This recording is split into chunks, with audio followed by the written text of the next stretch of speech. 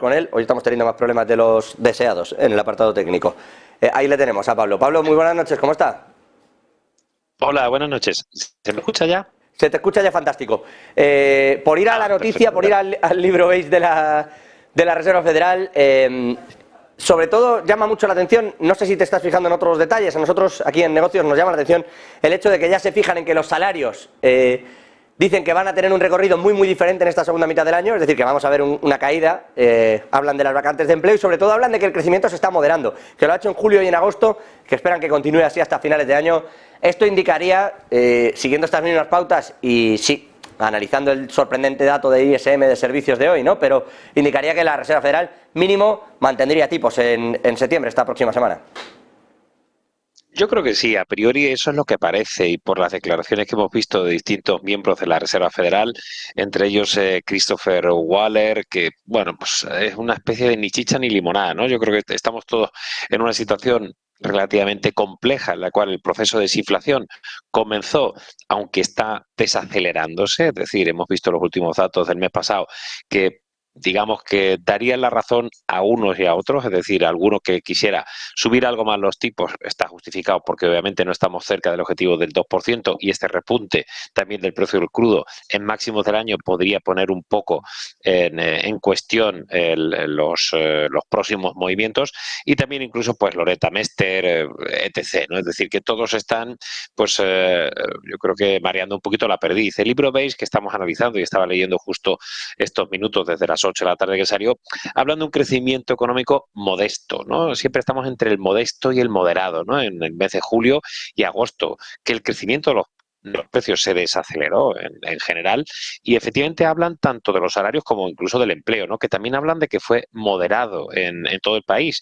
No vemos que la resiliencia de los datos de empleo han sido extraordinarios. Los ADPs, los non-farm payrolls, los JOLTS, es decir, que todavía la resistencia del mercado laboral es encomiable en Estados Unidos. Y por el lado de los salarios que bien has comentado, es que es fundamental. Es decir, al final, la renta disponible del consumidor, cuando estamos teniendo subidas de los precios, del precio del dinero y restricciones crediticias, pues es, si tengo más dinero, voy a poder consumir, que son algo más de 2/3 del PIB, de los 4 componentes que componen el PIB norteamericano. Así que, bueno, no es que aclare el panorama, pero sí va en la tendencia que estábamos viendo, cierta moderación del empleo, de los salarios y del crecimiento. Cierta moderación que no caída. Y aquí le quiero lanzar la pregunta también, porque hablan de los préstamos que hay en los distintos distritos y hablan de que hay un tono mixto, que es curioso esto, Pablo, porque quiere decir que hay gente, muchos, que creen que tanto para un negocio, para una vivienda o para la propia vida, sigue siendo bueno, a pesar de los tipos de interés tan altos, pedir prestado, porque se va a poder pagar, porque el salario está bien y porque no tienen la percepción de ir a perder el empleo. Es decir, funciona el hecho de que el gobierno esté detrás metiendo 600.000 millones de dólares para la percepción de confianza que decía Joe Biden esta semana. Dice la Reserva Federal que tiene que caer el empleo y los salarios para que caiga la inflación y decía Biden, not on my watch, no en mi guardia. No lo sé, no casa mucho con lo que quiere la Reserva Federal a través de este libro beige. No, porque además estamos en este cambio de ciclo, podemos llamarlo así, que bueno, pues hay tensiones por todos los lados, pero a ver, es verdad que estaba leyendo también incluso con los préstamos estudiantiles, que son especialmente importantes en Estados Unidos. El endeudamiento está creciendo y la visibilidad en el empleo, aunque sigue siendo alta, como hubieras comentado, se está moderando. Es decir, que no hay que ser ni alarmistas, pero tampoco mirarlos en ombligo, como solemos decir en España, ¿no? Es decir, que es que estamos comparando una economía norteamericana que se ha defendido especialmente bien, porque hace tan solo 6 meses se hablaba de una recesión bastante clara y con probabilidades de casi el 70-80% y ahora estamos hablando de 10-20%. Es decir, que algo están haciendo bien, pero la tendencia es esa, es decir, que nos estamos endeudando más y que quizá tenemos demasiada confianza en esa resistencia del mercado laboral.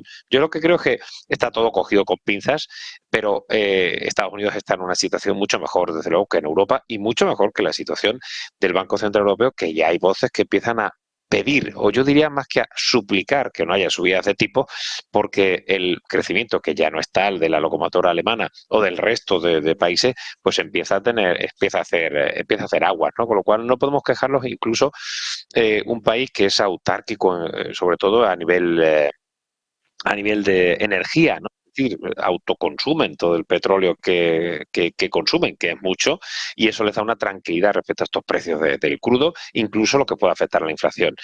Mi punto de vista es que hay que seguir mirando más a las bolsas norteamericanas que las europeas, ¿no? Lo hemos venido comentando, y estamos empezando a ver esa digamos, dispersión o esa divergencia entre la macro norteamericana y la macro europea y, por supuesto, la China, ¿no? Que estamos viendo como el decoupling es obvio, ¿no? Es decir, estamos viendo medidas de apoyo y ya llevamos varias, aunque de 10, 15 puntos básicos, viendo recortes de tipos y mirando un poco los swaps, cómo se han ido moderando. Es decir, hemos visto moderación respecto a las futuras subidas de tipos, si es que las hubiere, porque no es tan claro por parte de la Fed, pero el primer recorte que ya hablábamos de julio ya se acerca al mes de mayo. Es decir, también hay voces, como en Alemania, en Estados Unidos, que clamarían un poco por recortes de tipos. A mí lo que me preocupa no es tanto eso.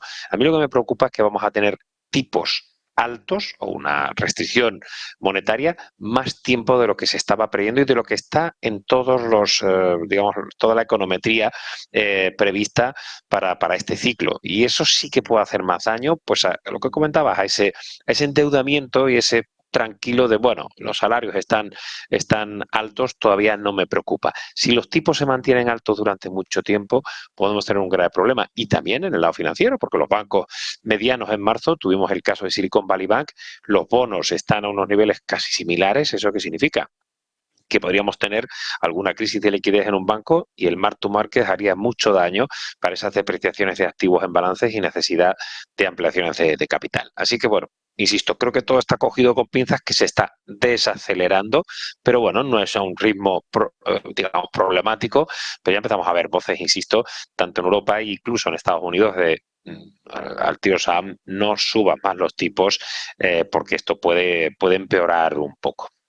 Qué difícil, Pablo, estar siempre como pendientes de la siguiente crisis, que nada esté nunca arreglado del todo y que la grieta siempre esté detrás vigilando, que no hayamos todavía visto un tope en los tipos de interés y estemos pensando en cuándo bajan, porque el peligro de que la economía vuelva otra vez a caerse creo que en estos tiempos ya modernos empiezan a correr tan deprisa las crisis una detrás de otra, que se está empezando a hacer muy denso. Es de verdad, genera hasta ansiedad ya en alguna generación, sí, el vivir de crisis en crisis. Y los negativos, ¿verdad? Y los pesimistas tienen más cabida. Los medios de comunicación tienen más referencias en un Bloomberg o en cualquier agencia. Es decir, yo creo que el ser relativamente moderado, ir gestionando las carteras como solemos hacer en Diva Conservatorio, pues no tiene demasiados titulares, ¿no?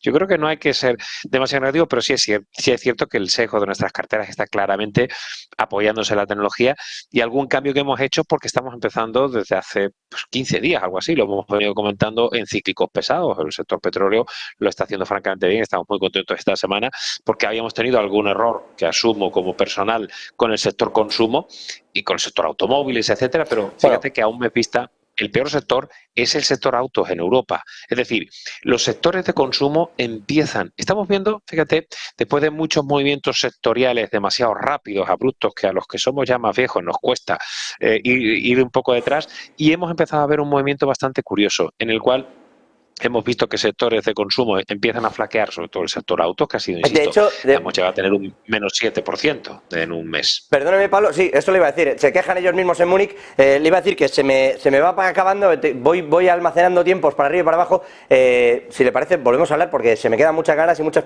pesquisas y curiosidades precisamente sobre este sector del que ellos mismos se han quejado sobre el consumo, entre otras cosas, en China. Pablo García, director de Diva Consol Value. Gracias, como siempre, por la honestidad y titulares arriba abajo, también la franqueza. Gracias, un saludo. Miramos a Reino Unido, lo hacemos con Esther Rico.